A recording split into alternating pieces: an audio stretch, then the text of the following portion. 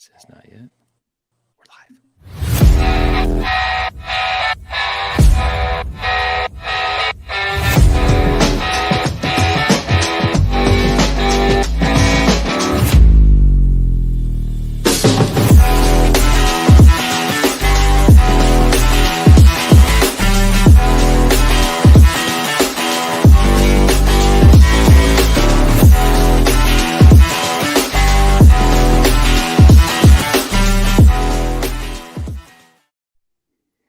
Hey guys, look at us. We're live. We made it. I don't think anyone has to know what just happened. That's fine. There's a reason we're 30 seconds late, but I don't think we need to get into that. Anna, the question I was going to start asking you at the beginning of the show was, are you ready for the most mediocre version of this show we have ever done? Are you ready for the averagest curved brim after dark show ever? What's the catchphrase? America, lower your standards. Lower your standards. We are lowering our standards tonight to welcome in the boys of the Earned Fun Average podcast, Johnny Bolin and Eric Prophet. Hello, how are you guys? Doing well, thank you. We're so glad to have you. Is Johnny frozen or is he just? Oh, there you go. The Earned Fun Average podcast is one of our favorite podcasts. It's always so much fun. It always makes me laugh. You guys are such a kick.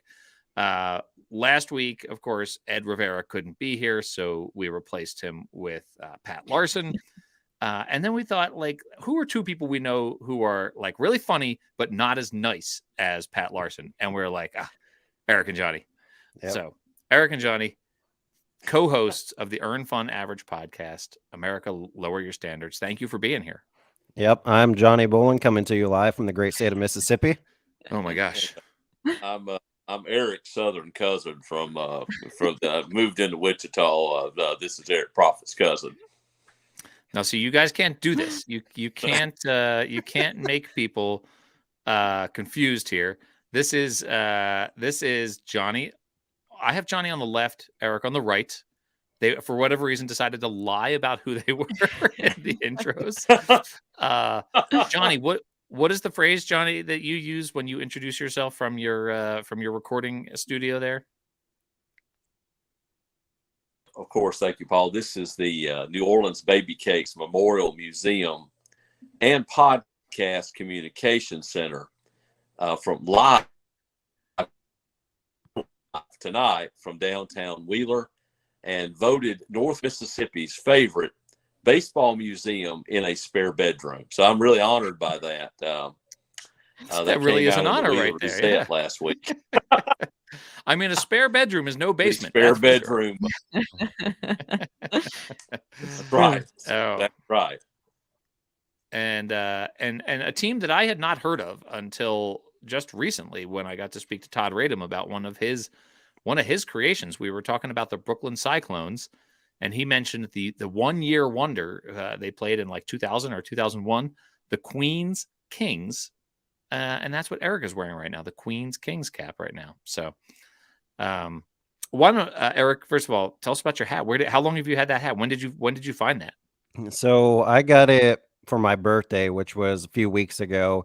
Hat Heaven came out with this hat, so I was just searching for Queens Kings hats, and it came up on Hat Heaven. And then I don't know if Patrick got one. I know my brother bought one, so I had to hop in there and get it. So I got it for my birthday. So I've only had it for just a couple weeks. It's a thing of beauty. I'm wearing. This is something that you guys do on your podcast. You always ask, "Hey, what hats are you wearing right now?" Johnny, you're wearing a version of a Wichita hat right here. What do you have on? What? There was a lot of controversy in the Earn Fun Average family there in the clubhouse. There was a lot of contention there about your Wichita baseball cap collection. The hat that you're wearing right now was part of that controversy because you lost a bet. You were supposed to buy a Wichita Wind Surge cap, and you went ahead and bought a Wrangler's cap instead. Yeah, I thought, Paul, that, because it was sold by the Wind Surge, it's, officially a Wind Surge product. And my love of teal and my love of retro logos, that this hat would be sufficient to meet my obligations. And by the way, I'm like 0-2 on wagers this year. So if you need me, I'll be my Kingsport Axeman hat that I wore for 30 straight Wichita. Now, some of you might think that Johnny has a sketchy connection. That's just actually how slow his accent is. So that's not Johnny's connection that you're hearing. That is just Johnny slowing down in the middle of each word there. So he's enunciating very well. But I want to point out that the EFA guys they got a little bit of color coordination going on. It looks good. I don't know if it was planned, but a little bit of teal on both those hats there. So yeah. Anna not wearing a hat. That's contrary to the spirit of the show, but that's all right. That's all right. They're all on the wall. I can point. Yeah, go grab one. Go grab one. I will. All right, yeah, we'll let Anna go grab a hat. What do you guys think she's gonna pick? Do you have the teal one? No, she didn't get the teal one. I thought she was gonna go teal. Just pulled one right off the wall there. Black. Wind surge. She went Wichita. That's pandering. That's pandering is what that is. This is one of my favorite hats. It's a good hat. Do you know why? Do you know why? Because of how much you love Eric Prophet? That's right. Correct. So many levels here, okay? Number 1, beautiful logo, great colorway. Number 2, it connects me to Eric and Johnny. And 3, Patrick Larson bought me this hat. Oh, Pat Larson. Yep. What a hero. Yep. That guy. That guy. So interestingly, you, Anna, and Eric, I miss the guy. I miss him so much. You guys are both wearing Todd Radom designs right now, the Wind Surge and the Queen's Kings. Yep. So yeah, absolutely. So anyway, well, we're very glad to have you guys here. You all, we'll talk about this at the end. We always like to sort of go around the horn and talk about who's coming up on each of our podcasts. But could you guys just tell us a little bit about the Earned Fun Average podcast and this project of yours, and maybe some guests, some favorite guests or moments or things that you've learned from being podcast hosts? Yeah, so it kind of just started out as a joke. Johnny and I hadn't met before. We were just Twitter friends, and a couple other people, some of our minor league baseball community friends, came out with a podcast. And so I was like, hey, we should start a podcast, just kind of joking. It's like, Johnny's funny on Twitter. Thought it'd be a good time to have him on and have him and I host a podcast. And then he obviously took me serious. So here we are now. We just released episode 35 today. So been rolling for a little while now. But we've had both of you on. So we've been gracious to have both of you as guests. We had Ed on pretty early on. Mr. Larson, Mr. Sellers, most of the guys I see in the chat have all been on with us, so it's been a blast so far. 35 episodes, that's wild. That went fast. Yeah, that went so fast. Absolutely. Well, and I've said before that I listened to it at like a time and a half. Part is just meeting people. Yeah. Go ahead, Johnny. I talked over you. I'm sorry, Johnny. Your connection's a little bit sketchy right now. Yeah, that makes sense. But no, my favorite part is just meeting the different people, hearing their stories. We've had the pleasure of sitting down and talking to some really interesting people, and it just kind of, Eric and I will talk from time to time, like, wow, that was really, cool to have met the person, and just some really fascinating people that are all connected by baseball has been my favorite part. Well, I was saying before we went live here, I was saying how I haven't missed an episode of either one of your podcasts, nor, of course, Ed's Dad Hat Chronicles. So Pat Larson chiming in. He's enjoyed all 35 episodes. There's been 35 episodes. Who would you say was your least favorite guest out of 35? Probably Patrick Larson, bad boy of Brim Media for sure. Yeah. Showing up there with his flat brims. That's exactly right. And then my brother was wanting to give Anna a hard time. Yeah. She said the Wind Surge connected Johnny and I, but nowhere to be seen with Mr. Joe Prophet here, even though they've met. And she just saw him in the line at the stadium to get a beer, didn't even see him from the front. Just could tell, oh, that guy's getting a Yingling. I for sure know that's Joe. But no love for Joe tonight. So You know what? As soon as I said that too, I thought, oh, and Joe, like, can't forget Joe meeting up at Frisco, stood in line for Yinglings together. You know, that's what good friends should do the first time they meet in person. And he showed off his Frisco's quesos Frisco. I can't remember the order that they put it in, but he got that hat, and that was the first one I had seen in the wild. It's the only bad Copa logo, by the way. The Frisco quesos. I'm sorry to say. I got to meet Eric and his brother Joe at an Albuquerque Isotopes game. We got to with Ranger Amy Burnett, wildlife correspondent for Baseball by Design, Ranger Amy Burnett, and I got to spend a game with Eric and Joe, and that was totally fun. And of course they're Eric's progeny. So, Lynn wants to know who my hat is. We're in the Rocky Mountain vibes, just down the street. So the Frisco SpongeBob's, John says, that's pretty accurate. Funny. That's a great description for it. So for the second week in a row, I come to you having crossed an item off my baseball bucket list. And my baseball bucket list item this time is it's kind of a funny story, actually.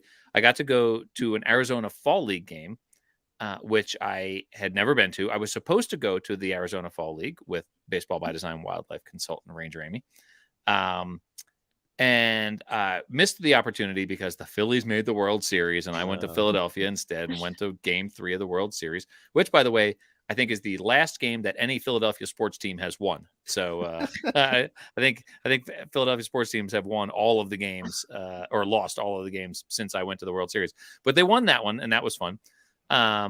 So then we pushed our visit to the Arizona Fall League back, though sort of unknowingly for me. I didn't realize that this was going to happen. But it was 10 o'clock in the morning here in Fort Collins, Colorado. I had gone for a run. The temperature was 15 degrees when I started my run. And I finished the run. It was a little warmer. It was sunny. It wasn't so bad. But I finished the run, came down off the mountain. So I was a little bit out of cell phone range, 10 o'clock in the morning. And here's like an armful of texts from, we'll let Patrick Larson say, Baseball by Design, official wildlife correspondent and musical enthusiast, Ranger Amy Burnett. Came down off the mountain, and here are a bunch of texts from her saying she has tickets to the championship game of the Arizona Fall League, and here's a flight that will get you here at 4 o'clock in the afternoon.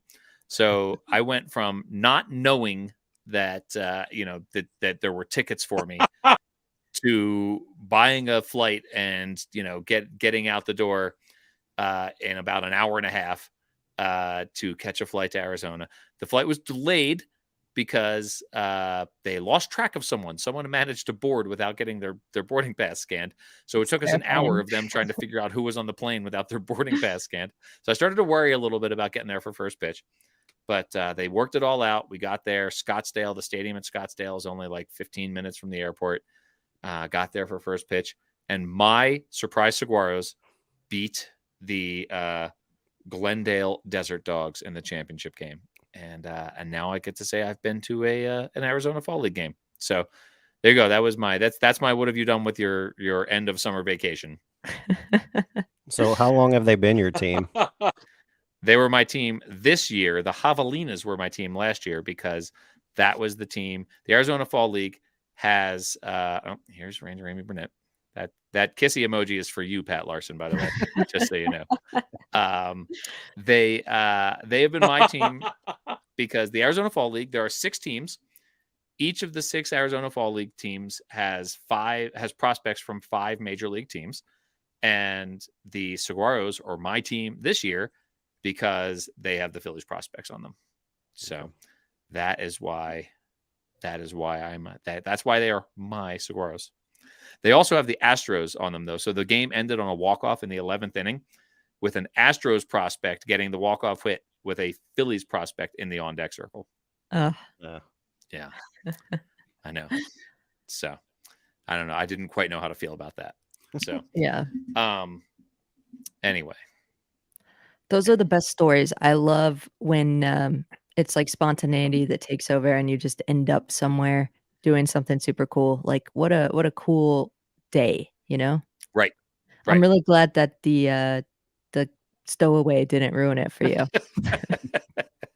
I would have been so mad. Can you imagine, like, get there in like the 7th inning and you're like, does this even count? What do you think? You're the arbiter of baseball bucket list there, Anna. Would it have counted? Yeah, definitely. Get there in the 7th inning? Yeah. Okay. Okay. My first playoff game, my first postseason game, I got there in the 6th inning because I literally drove from North Carolina to St. Petersburg, Florida, and that was when I got there. So, so this is a question for all of you, but it's inspired by Anna's podcast. What bucket list item did you check off this year, this baseball season? I have a lot. Eric's got a lot. I was gonna say. I got a lot this year. I want to hear, Eric, about your 100 baseball games. That's amazing. Do you want me to start with game 1 and just name them all off? Is that what you? Yeah, we've got 44 minutes left in the show, so if you did, 3 per minute, it'd still leave us a couple minutes at the end. Well, so the one bucket list item that I heard a lot from people was getting to see a game in Hawaii, and so obviously there's no minor league baseball there currently. I keep asking whoever wants to listen to bring back minor league baseball to Hawaii, whether that's the Islanders or just come up with a new team. And I would for sure go there and watch them a lot. But so I got to go to see the University of Hawaii play in February. So obviously, it's really cold here, but collegiate baseball's already started up and it was a beautiful day there.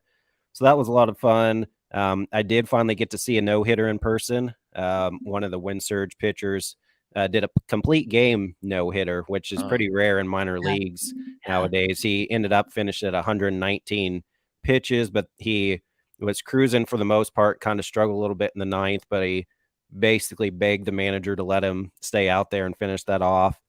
I saw a cycle this year, walk-off grand slam.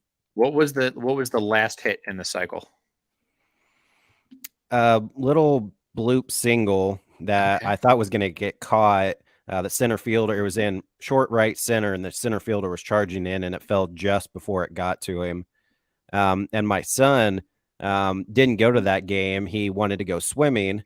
And so I said, that's fine. I'll go. And then, so of course I was texting him. I'm like, dude, you literally just missed the cycle because you want to go swimming. I was like, you can go swimming at any point. Obviously we're not going to know for sure that a cycle is going to happen, but yes, Zach, I agree. Les Murakami Stadium was really cool. So if you guys get a chance to go to Honolulu, check out a game there. It was really fun. Had a lot of fun at that game. So yeah, I had a lot of bucket list items that I was able to check off this year for sure. Yeah, awesome. It's crazy. Lots of stuff. What island was that on where you saw the University of Hawaii? It was on Oahu. Okay. The University of Hawaii at Manoa. So it's in Honolulu, but on the island of Oahu. Okay. All right. Johnny, how about you? What about some bucket list items? Well, if it's, this would be just a particular bucket list, I guess. Of course, I have to answer. I'm under contractual obligations to say moment 1, meeting the Profit brothers on May 5th. So that's moment 1 of this baseball season. Okay. Moment 2 related to such meeting was I'm such a history nerd and Rickwood nerd. The episode that we recorded in the locker room at Rickwood, to me, we're talking about the 35 that had been released, just to spend time for the friends of Rickwood and to be in that old ballpark, and more than just kind of walking through or even going to the ball game, but to really spend time there and to be able to record in that locker room, and you just sit back. The state of Mississippi has on their bucket list getting it. Can't wait till we get the internet. How many famous baseball players are in that had been in space that you're getting to spend a little.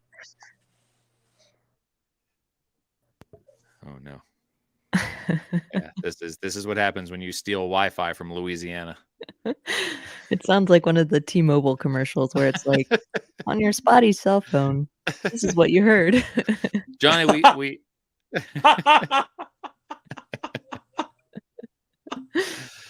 oh man. Everything was going great, Johnny, right up until you got to Rickwood Field. Oh, special guest Max Headroom. Not dating myself there, am I?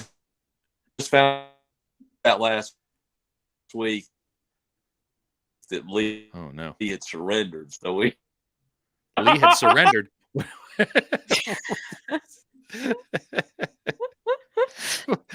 What happened? This is going to be a fun little guessing game to guess what Johnny's talking about. Right.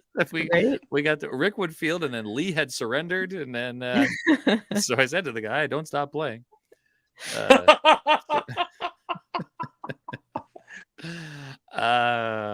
The twin. You know what? This is something we haven't talked about. The Twin Cities twin billing bucket list item. That was a huge bucket lister for me. Yeah.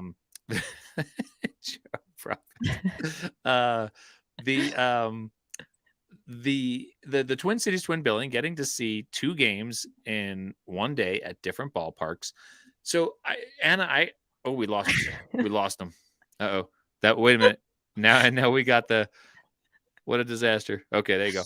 All right. So I need a ruling from you, Anna, as the arbiter of bucket lists here. Yeah. Oh, here's Johnny trying to get back in. What do you think? Should we take a vote in the comments? Do we let Johnny back in? Now I'm gonna have to switch this. Now the Earn Fun Average logo is chasing Johnny around Eric's face, or chasing Eric around the screen. Yeah. Man, I just cannot get. I've got a mental block on Eric's name tonight. I've called you Ed. I've called you Johnny. Johnny, how are we doing? Are we better? Okay. Way better. Okay, yeah, I took it off Wi-Fi, so we're on. So if I need a donation for my data plan, I'll send in a memo to the corporate office in Wichita. But no, I was just talking about Rick Wood getting to spend time recording there in that locker room, and you just think for a moment all the famous players that have been in that space, and to get to spend a little bit of a extended time there than you customarily would get to. Like I said, that was number 2. Of course, I don't know if you, due to technical difficulties, meeting the Profit brothers at that same day on May the 5th. So those are my 2 bucket items for the 2022 season. That's pretty great. Yeah. That's there's been some chatter here in the comments about the Twin Cities twin billing. Anna, I need a ruling from you on this, because I remembered I was redoing my map that I keep of all of my ball. I was adding the Arizona Fall League to my map of all the ballparks that I visited, and I remembered I had seen in spring training in Arizona with my brother. I went to an afternoon spring training game and an evening spring training game at 2 different ballparks. It was spring training, so I don't know, because they're intentionally sort of like right there. But I guess I have seen 2 professional baseball games at 2 different ballparks before the Twin Cities twin billing. What do you think? Is that same day? Same day. One of the evening? I wish you had told me that before, because we wouldn't have invited you. I know I would not have been invited to this. And I would not have been talking about it as a bucket list item for so long. And then I remembered, I was like, yeah, I did that. I did that at spring training one time and completely forgot. Yeah. I mean, I like this version of the story better, so we'll just stick with that, right? Okay. Game used batted, another one. That was not this season, but last season we were with Eric Mertens, Eric the Peanut Guy, at a Missoula Paddleheads game, and he of course knew the equipment manager for the Paddleheads, and so every time they broke a bat, they would bring one out to our crowd. So I've got like a couple of broken bats out here from because of knowing Eric the Peanut Guy. That's very good. Baseball Poodle, always glad to see Baseball Poodle, the celebrity who was in a photograph in the social media preview of an article about minor league baseball attendance. You could see Baseball Poodle right there in that photo. The face of baseball. I'm telling you. Face of doggy baseball. Yeah. Lynn Smith says, "Yay, Poodle." And then Pat and Lynn. Yeah, that was what a fun day that was. And then speaking of that day, here's Brad Quello at the Arizona Fall League Championship game. So I got to see Brad, who I last saw in Minnesota at our 2 baseball games. So, Anna, what about you? We mentioned the Twin Cities twin billing, but what about you? Man, there was a lot this year. Ooh, okay. Same story. First of all, getting to meet so many different people, coming through, that was amazing. And then obviously went to a home run derby, an all-star game. Those were both first-time events for me. So Saw cool. triple play in person. Saw the Texas Rangers pull off a triple play only because the catcher for Los Angeles, or I guess Anaheim, was the slowest person I've ever seen in my life. But I saw it happen regardless and was pretty pumped about that. Did the Twin City twin billing. Threw a first pitch for the Cleburne Railroaders. So cool. Man, you drilled it too. You nailed it. Yeah, we saw the video. I was trying to train a little bit out there in the backyard, throwing the ball for the dogs. So nice. Man, I think there's more, but that's what I've got off the top of my head. And saw went 2 or 3 more ball games out here in Texas, minor league games, and up to Oklahoma City, and just a lot of fun baseball stuff this year. So really cool. Yeah. So cool. Eric, the 100 baseball games that you saw, what percentage of those were Wind Surge home games? What percentage? I would say 65-ish%. Okay. I only saw 3 major league games this year, which is pretty low for me. Yeah. I only saw 2 Kansas City Royals games, and then we went to Texas in April and saw the Angels. My son really wanted to see Shohei Ohtani play because we've tried going a few years prior, and the games got rained out. But now that they have the roof on the stadium, we were able to go see Ohtani play. So only got to go to 3 major league games. I did go to a decent amount of collegiate, like NCAA games, and then some collegiate summer games as well. But 65%, I'd say, probably on the Wind Surge game. So I kind of cheated, but hey, still got to go to those games. That's not cheating. I mean, you got season tickets to the Wichita Wind Surge, man. That's awesome. It's I'm interested in Donnie's comment here. Saw a first inning triple play, the Lexington County Blowfish, whose logo is really fun. And then the game was canceled due to rain. So now the question is, did Donnie see a triple play? Can Donnie cross that off his wish list? No, wasn't an official game. Never happened. It's erased from the record books. Right. It's like Sam Beckett leapt back in time and stopped it from happening. I've enjoyed your Quantum Leap references. I'm like a big fan of the original show. I haven't watched the remake of it, but big fan of Quantum Leap.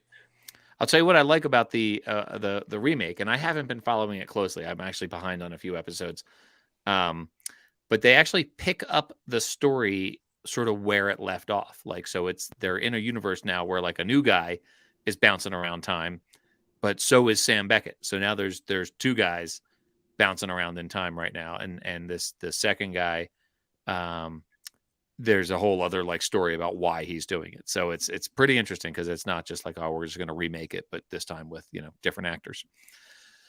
So anyway, that's your Quantum Leap minute here on Curved Brim After Dark. Zach, I think that was the play that disqualified them from the 2023 postseason. Yeah. Was it in May? All right. Now here's my question for you guys. I need an objective perspective on this because I think I've said before that the Phillies finally made me like open up and be vulnerable and allow myself to be hurt. And then the moment I did, they were like, they jabbed me they shivved me. So the question is, how should I feel about the Phillies season? How should I feel? How am I going to remember 10 years from now a season where the third place Phillies squeaked into the playoffs courtesy of Major League Baseball lowering its standards at the advice of the Earn Fun Average podcast? That's right. They squeak in. They get hot at the right time. They knock off a couple of higher seeds. They make it to the World Series against an objectively better team. Go up 2-1, and there I am, after having been at the ballpark, thinking the Astros are rattled. They're not gonna score a single run here at Citizens Bank Park because Phillies fans are too mean, and we're gonna win the World Series. And that's the last game a Philadelphia sports team would win in 2022. How should I feel? How am I going to remember the season 10 years from now? 5 years from now? I feel like that was a very loaded question. I don't think so, because I think about, like, I remember the 1993 team. For a long time, I was like super proud of like the National League champion 1993 team. That's because I had never seen a World Series, right? Like, so 2000, but I see the 1993 team, which was sort of an outlier in the course of 3 decades, right? Like there was 3 decades where one team had any success, right? And that was 1993. They won the National League Championship Series and then lost in the World Series to the Blue Jays. Kind of a similar World Series too. They lost in 6 and they, sort of some wacky games, and regardless, then, they make the playoffs in 2007, get swept by the Rockies. They win the World Series in 2008. And then in 2009, they get back to the series and get swept by the Yankees. That 2009 season feels like a disappointment to me, right? Like it's like they had just won the World Series and they get back, and then they weren't like quite the same team. And so like that was a bummer. 1993 was like a big triumph, right? So what I want to know is my team that made the World Series and lost. What's that feel like 10 years from now? I can tell you if you really want to know what that feels like 10 years down the line, and then all let right, it Anna. happen again 10 years now, later. This is going to be, now you're going to make me feel guilty about asking the question.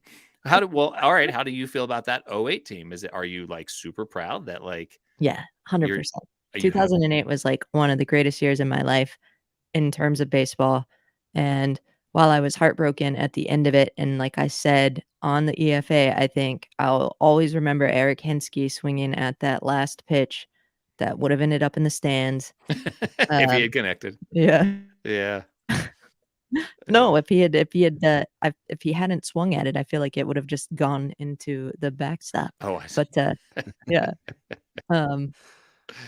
I look back on that year and I think about all the great memories that I had with my dad. It was a great point of reconnection for he and I and our relationship, and great bonding moments with my brother, and just a season again where the expectations were very, very low, and the Rays just kind of shocked the heck out of everybody. And even though it didn't end up the way I wanted it to, like I will always look back fondly on it. So. But I will say the first year or two afterwards, it hurt. Like, yeah, there's a J curve, so to speak, about the emotions related to it, I think. Right. Many a day I'm sitting here reading the works of Bill Shakespeare. And, Bill said once, it's better to have loved and lost than to have never loved at all. So I think as time passes, Mr. Caputo, that the memories will get sweeter. But you remember, you'll love will overcome any hurt you're feeling right now, because love will overcome those. And as time passes, you'll look fondly at the 2022 Phillies, because Bill Shakespeare said it best. Well, here's you and Bill Shakespeare and Ranger Amy all saying the same thing right now, which is interesting. Yeah, did he read that from? Did he take that from Amy? No, this comment, Amy, what up? Because there's a little bit of a lag here, right? Like I think Amy typed it, then Johnny started talking, and then it showed up on our screen. This is too much of a plug for Quantum Leap. That's all I'm going to say. There you go. That's right. Sam Beckett went back in time and typed that out, or said that for Johnny in the Southern accent. Now you remember, of course, in Men in Black, Agent K's response to "Better have loved and lost than to have never loved at all," and then Agent K says, "Try it." Tommy Lee Jones. I'll go Bill Shakespeare over Tommy Lee Jones. Sorry. Will you though? I'll go Bill Shakespeare. All right. Everyone's no disrespect. Everyone seems to feel that I should feel good about this team. I do. It was a fun ride. I got to go to the game with my dad. Total blast. So, here's another question. Do I buy a shirt that says Phillies World Series 2022? Or do I get a National League Champions? Do I get a shirt that says they got a participation ribbon in the World Series? Or do I buy one that says they won the National League Championship? I go pin it. I go pin it shirt. Yeah. I have the hat, the Rays hat with the 2020 insignia on it, and I'm afraid to wear it out of the house because I don't want to invite discussion about Blake Snell, Game 6. Like I just so. All right. I agree with Anna. I go pin it because that's an actual championship. That's something that's real, and I mean, you can't take that away from a team. I mean, you were National League champions. I go National League champions for the win. Okay. Everyone seems to agree. So everyone says I should feel good, that it's better to have loved and lost than to have never loved at all, and that I should get a pennant T-shirt. Yeah, and now that we've solved all your problems. Yeah, that's it. Told you how to feel. Pat Larson weighs in. This is what I need. I just need people to tell me how to feel, and then I'll be fine. Hey, my gosh. All right. Oh no, Pat. No, this was funny when I remember in 2008 going to a game, a National League Championship Series game, and they were selling hats that had the Dodgers and the Phillies logo on them, and it was like national. It had the NLCS logo and then the Dodgers and the Phillies, and I was just like, I can't imagine ever wearing a hat that had like two different teams' logos on it. Although I do have a shirt that has two different teams' logos on it. It's from the Twin Cities Twin Billing in St. Paul and Minneapolis, Minnesota. The Cleveland Indians Texas Rangers hat from opening weekend all the way back in the year 2000. We got to go to opening weekend, and they were selling commemorative hats for that weekend series against the Rangers. So I've had the two logo hats. All right. I kind of like Joe's idea. go to a third world country and find one of those championship T-shirts. I love that. Yeah. I love it. Thank God this isn't being recorded.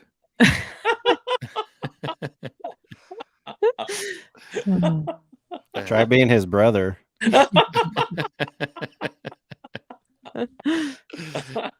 my gosh. All right. Well, what about next year? What plans do we have for next year for road trips, or any Eric, you've re-upped your Wind Surge tickets, I hope? Yeah, so last week I did go ahead and I have applied for or renewed my season tickets for 2023, year number 3 for the Wind Surge. I have tentatively scheduled Profit Palooza 2023. We're looking for the Pacific Northwest. Waiting on the Portland Pickles and the Dub Sea Fish Sticks to release their schedules to finalize. And then also have Profit Palooza Junior Edition with my wife and the boys for up in the Northeast. But that one we're actually going to do half minor league, half major league, since we haven't been to like Boston or New York yet. We're going to throw in those teams and then see like the Portland Sea Dogs and Hartford Yard Goats and some of them. So have those tentatively scheduled for next summer. So looking forward to it. I'm super jealous of both of those trips. Those are both great trips. The Portland Sea Dogs, that's a great ballpark. That's a classic. It's one of those logos that feels like it's been around forever. I realized that it was, it's been around for 20 some years, but it still feels like it's been around for like 100. It feels like the Bisons, right? Like it's just one of those teams that should have been around forever. Hartford Yard Goats, I've not made it to the Hartford Yard Goats. That's high on my list. I would like to get there. So definitely, you're the Pacific Northwest. Happy to, offer any insight into that experience. Ranger Amy Burnett and I had a great time going to Everett and Seattle and Vancouver. Yeah. Pat Larson knows. I resisted telling the story. Wind Surge vibes, Dust Devils Twins. That's quite a road trip right there. Hopefully that's not all in one. Yeah. That's the whole year schedule, I think. It's like St. Paul Saints, Daytona Tortugas, and the Inland Empire 66ers. Yeah. That is something. I'm going to Wichita for sure this year. It's She's too gonna easy. She's going to come up when I'm not here. She'll make sure I'm on the road, and then she'll come up. Sounds like a lot of people are going to come to Wichita, so we just need to put everybody, try to come up with like one weekend game and have everybody come at the same time. That's the thing. Just find a time, right? And we'll all get there. Right. That's also, what happened with the Twin Cities Twin Billing. We just put a date out there and like people showed up. Yeah. Unofficially official. That's the way to do it sometimes. Also want to get up to Nashville this early spring. And then of course doing the Pacific Northwest Alaska trip. Oh yeah. So we'll see Seattle, we'll see a bunch of we're gonna go see the Dust Devils. And several other teams up there, which I'm very excited about, because the only team that I've seen up in the Washington area is, of course, the Seattle Mariners. But yeah, that's it officially on the docket. Would love to get back to a game at the Trop, because it's been a couple of years. I think the last time I saw a game at the Trop was 2019. Nobody rolls out a red carpet, by the way, like Eric Mertens. Yeah, that is he just makes you feel like the world's biggest celebrity when you show up in Pasco, Washington. So that's and here I am having drinking from one of my free beer cups, because I was not allowed to pay for anything when I was in Pasco. So agree with Mike here. The Nashville Sounds have an awesome ballpark, and like just an awesome part of town. Like there's like all these like great bars and whatnot, like right outside the ballpark. So Nashville. Yeah. A great way to do like a long weekend up there. Yeah. Absolutely. Absolutely. I'm ready to put a Kansas 8-track in my El Camino. Camino Excelente. And head to Wichita. That's hashtag Bolins to Wichita. Anna knows it. Johnny B in 23. Johnny B in 23. I'm ready. I am more than ready. I think Melinda said she's going to give me a single, not a return ticket, but just one ticket. So I may have to, I don't know how I'll get back here, but, we'll enjoy my time in Wichita. So maybe where Eric works is hiring. So maybe I can find gainful employment in Wichita. Maybe. There's plenty of Methodist churches here. But I think what we're going to try to do next year is, if it works out, see a Wichita State game, and then go up to Kansas City, see the Royals and the Negro Leagues Baseball Museum, and then a Wind Surge game. So we're going to host Johnny for a few days a week, however long he can make it, sometime next year. So looking forward to that. Mix in the Monarchs there. Oh, yeah. If they're playing, yeah, but I think they don't usually start till like May, and I think we're leaning more April-ish. We'll see if it works out. All right. Yeah, I think the American Association is around Memorial Day. It's usually. So between you three and the comments, I haven't seen anyone yet say that they're going to stay in the Helmet Sunday Hall of Fame here and go see the new Grand Junction Jackalopes, Rocky Mountain Vibes, and Owls Northern Colorado Owls with a Z. I'd love to see the Vibes. That's one of my favorite logos. And mine too. Mine too. It's like Patrick's coming to Wichita. Reading his mind. Wichita, Omaha, Beloit, and Rocky Mountain Vibes. Well, I'm hereby extending the invitation to anyone who wants to come crash in my guest room. I just got a brand new, because I have family coming for Thanksgiving. I just bought a queen size bed for that for that room. So it's if you can, there you go. Pat says save some room. Donnie says Colorado 24. Now we got it. Now we're talking. And if you distract Paul, he may have a couple ice cream helmets that go missing if I stay at his place, though. I kind of wing nuts amongst Kansas City T-bones. That's right. So yeah, I don't know what happened. Sometimes they just melt. These things they're unstable. They've got a shelf life. That's right. Yeah. Is there security cameras in the Ice Cream Helmet Hall of Fame there in your basement? Or not so long as any of my guests understand. Okay. Just want to make sure. I don't want to see Eric on 2020 on Friday night, with the mystery of the Ice Cream Helmet Sundays. Yeah, right. There you go. Zach's going to come. We could walk to the Fort Collins Foxes here, Zach. It's a half a mile from my house. So. That's cool. Yeah. That's That'll cool. Be fun. Yep.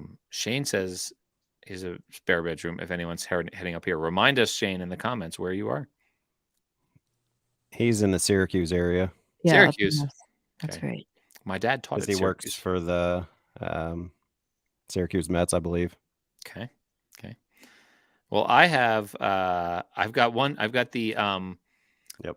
what do you called? I've got the Arkansas Travelers on my list in April because I've got a work trip to Arkansas, so I've got a game there scheduled. And then Baseball Palooza is going to actually. I'm only going to get one new ballpark in Baseball Palooza because I've already been to. We're going to probably, my guess is, because these guys are scared of a long drive, we're going to see Tacoma. Not in that order. We'll go to Vancouver, and then to the Mariners, which is unusual for us. We don't see a lot of Major League Baseball and Baseball Palooza, but we want to do the Pacific Northwest. And without doing a lot of driving, the Mariners will help us keep our driving down. The Hillsboro Hops, that'll be a new one for me. I've never been to the Hillsboro That's Hops. exciting. I'm very excited about that one. I love that logo. Great logo. And then Tacoma. So if I can convince my my crew to do a little driving, we'd go back out to Pasco and see the Tri-Cities Dust Devils. Yeah, we have them. Profit Palooza. We have Tri-Cities, the Mariners, the Hops, the Rainiers on the schedule, and then the Pickles and the Fish Sticks. Okay. Other news, guys. Other news. Today, as I said on Twitter earlier, for those who celebrate, is 100 days from spring training. So my question for you is, how are you passing the time without baseball? If Ed were here, he would say hockey, Or football. or football, I guess. Football. Pat needs to get to Pasco. What do you think would happen though? Like, like in Oh my God. Ghostbusters, they say like, don't cross the streams, right? Like if you were to get Pat Larson and Eric Mertens in the same place, like I'm afraid of the niceness emanating from those two human beings in the same place would cause some sort of like inversion of the space-time continuum, and it's who knows what would happen there. So hockey and soccer. So yeah, how are you guys passing the time in the off season here? Watching KU basketball beat Duke. They sure did that, huh? Yeah. Basketball, football.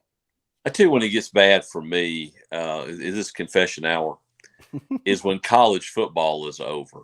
And I go into a very dark place in January. And I like basketball, but I don't watch it like I used to be crazy about college basketball when I was in college, and just don't watch it as much as I used to. So once college football is finished, then I usually in the olden days would watch my baseball movies, break out the DVDs,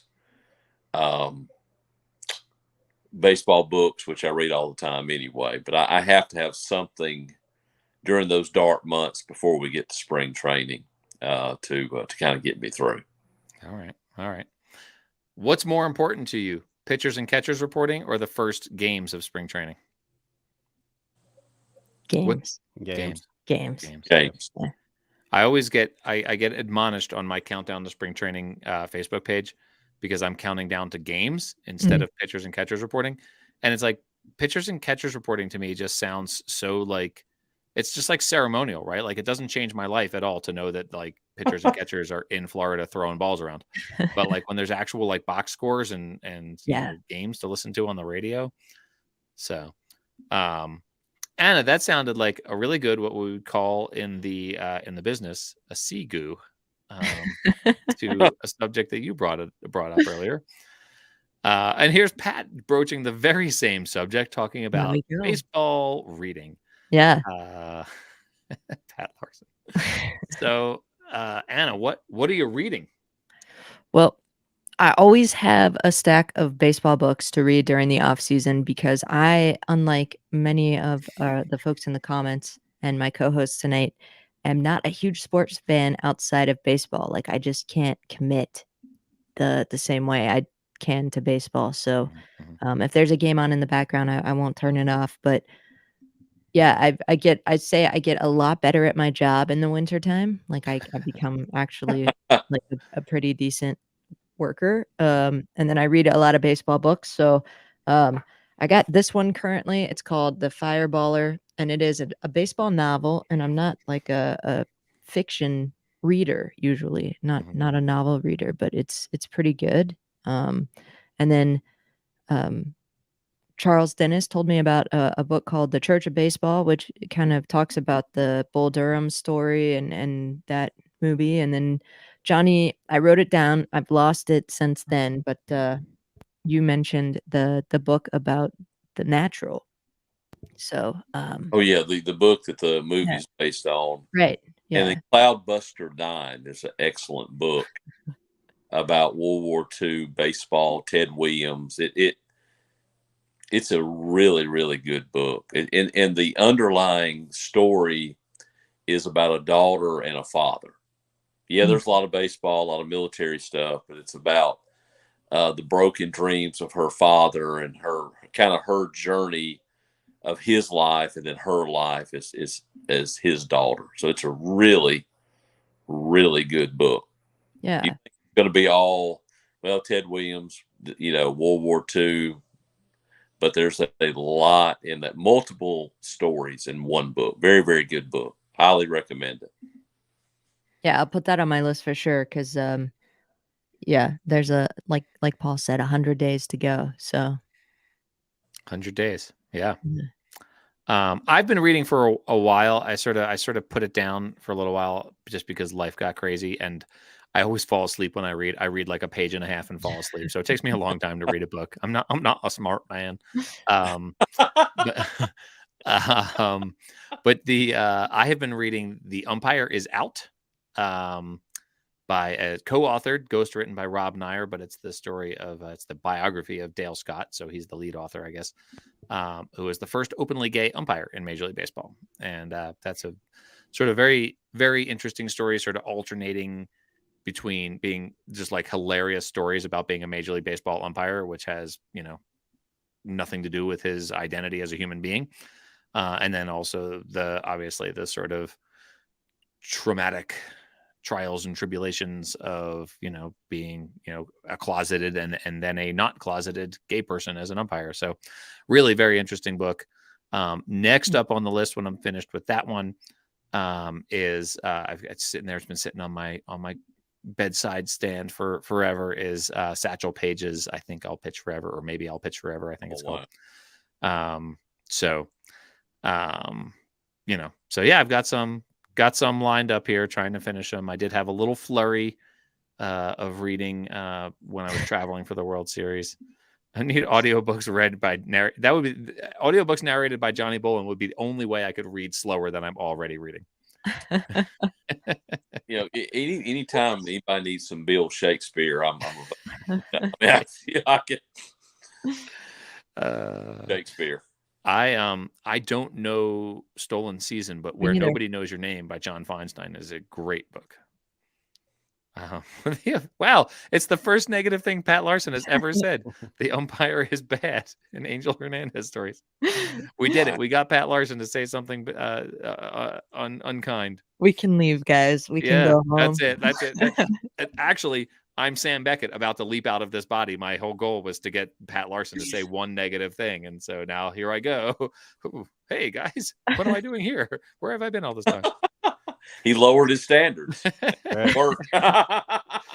Oh, my. Wow, that was a great moment right there. Baseball fiction. I don't know how much baseball fiction I've actually read. That's an interesting point, Anna, that you bring up about reading baseball fiction. It goes so much faster. Like that book's like 400 plus pages, and I was like, this is gonna take forever. But like, I forget how quick dialogue, reads. So. I should have said, "Oh boy!" I should have said, "Oh boy," when I was Sam Beckett, and I leapt out. I guess I read the book that Field of Dreams was based on. Right? Okay, I think they had to do a lot of work to get Field of Dreams out of that book. I read it years ago, and you see bits and pieces of the movie, of course, where they got their information, content, but it's vastly different than the movie. It totally is. Vastly than the movie. This is I'm curious. Okay, I've got a podcasting question. We're all podcasters here. We can ask podcasting questions. How far in advance are you guys recording your episodes before you release them? Go for it, Anna. It usually works out to be about 3 or 4 weeks, just with the kind of the schedule of things Okay. the way they are. Okay. We're about a month out from once we record when they get out. Okay. I have like the next 4 episodes you're going to hear me talking about. I wonder how the World Series is going to go. We did that in one of our upcoming here in a couple weeks. Here's my World Series preview. That's what it broke my heart to listen to you and Chris Creamer talk about the wild card series, and I wonder who's going to win. Yeah, because we were talking about the Guardians and the Rays. The Guardians. Yeah. I'm sorry.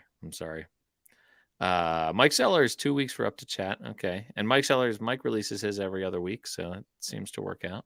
So yeah, for me it's funny, right? Because I'll do multiple interviews on an episode, and so sometimes I'll do one and then it doesn't get released for like a couple of months because I'm waiting to do that one last interview.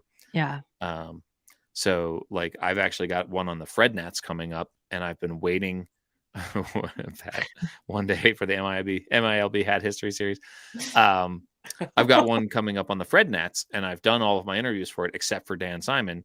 And Dan and I were just about to do that interview, and then all of a sudden he got like crazy busy, and he's got like all these projects going on right now, and so we had to push it back. And so like I have these interviews that are just sort of sitting there waiting for Dan Simon to be ready. So earn fun average guys. Yes, sir. We have a little segment that we like to do on this show at the end where we like to ask our guests. Sometimes you profit from baseball, and sometimes baseball makes you experience loss in some way. Mm-hmm. And so we call this section profit and loss. Okay. And so we're curious to know from you guys, what's one way that you have profited from baseball, and what's one way that you have experienced loss in baseball? Paul, I just want to commend you for this totally original question that you came up with. Well, it's because it's a segment that we do regularly every time. Yeah, exactly. Yeah, exactly. So, so Johnny is known as the profit, and I am known as the loss piece, right? Oh. I think it's opposite. Totally opposite. All right. I guess that's as good an answer as we can. I mean, no, it's the friendships. I've met a lot of the guests we've had on in person through my travels this past year. Through seeing 100 games, I met not all of my guests, but quite a few of them. So just friendships and getting to meet everybody in person. So it's been a lot of fun. And then which relationships would you consider the loss part of the profit and loss? Well, like I'd mentioned earlier, probably Pat Larson. Sure. Yeah, for sure. Now that he's turned to the dark side, he's so negative now about Angel Hernandez. Probably John Southey, if I had to say. Yeah. I have not met Donnie yet in person, but future EFA guest. So probably those three for sure. Very good. Shane has been paying attention, by the way, because I did say recently that the Erie Seawolves episode was coming up next. And it got bumped, not 1 week, but 2 weeks, because I had the opportunity, like at the very last second, literally like 5 hours before the episode was due to drop, I was interviewing Nathan Martinez, the designer of the Grand Junction Jackalopes logo. And because that one was brand new, I wanted to get that one out right away. And because Chris Creamer was already lined up for the 50th episode, I had to bump the Seawolves from 49 to 51. So the Seawolves are still to come here. Anna, we're at the top of the hour here, so we got our quick around the horn. Who do you have coming up on your podcast? Yeah, tomorrow is Joseph Guzman, and he is an agent and advisor with an LA-based sports group. So kind of works with college kids and high school kids and works on getting them contracts, and talks about some of the draft process and the academies over in the Dominican, and it's really cool. Okay. And then earn fun average guys. What do you? You just said you have John Southey coming up, but who do you have? Who do you have? We've had him. John. Donnie Johnny Wise. Sorry, you said Donnie is coming up. Yeah, Donnie's coming on. Johnny, you want to talk about this week real quick, and I'll talk about next week. Well, of course, we had the great Ben Hill, the one that dropped today, which was awesome. I've been connected with him from the MILB website blog days to emailing him before my pre-Twitter days, and so it was great to sit down and get to talk to Ben for this week's episode, and that being, as we've talked about, number 35 already was with Ben Hill. And then next week is someone that Paul's familiar with. We have Keith Rad on. He is the radio play-by-play guy for the Brooklyn Cyclones. So we talk about Coney Island, talk about Maimonides Park and how hard it is to say the ballpark name. And but that'll be out next week with Keith Rad of the Cyclones. All right. And as we've already discussed, my 50th episode was this week. Brought back episode 1 guest Chris Creamer, the founder of sportslogos.net. Next week is the Erie Seawolves. So Earn Fun Average guys. Johnny, Eric, this has been so much fun. Thank you for agreeing to come on last minute. I want you to know I'm missing Ed and Ed less, and I'm missing Ed less and less every single week. So is that why you keep calling me Ed? No. I'm missing Ed and Ed. I had to name him twice because he missed 2 episodes. So I'm thinking there's a picture of Ed, like an 8x10 behind Paul, that he just glances. Right. Johnny, I have to say, by the way, that it's interesting how little my relationship with Ranger Amy Burnett came up on this episode, because you are like the chief proponent. You're like our chief cheerleader out there on the Twitterverse. So, well, I know I'm pushing you and Ranger Amy toward wedding, to marriage, and Paul, I just want you to be miserable like the rest of us. So, I mean. That didn't go the way Amy expected at all. I mean, love. Let me go back to my topic of love, about love. But I couldn't come up with any clever puns when we were live, and sort of with my Wi-Fi earlier. But anyway, I love. I have a couple goals. I've shared that before. I try to make Anna laugh during the show with some crazy comment. Just to get her to laugh, and then I'm encouraging you and Ranger Amy. I'm yay love. I'm about love. Awesome, love. Guys. Thank you. I'm gonna try not to screw up the outro this time. We ready? Here we go. Let's see if I can do it. Bye. Bye.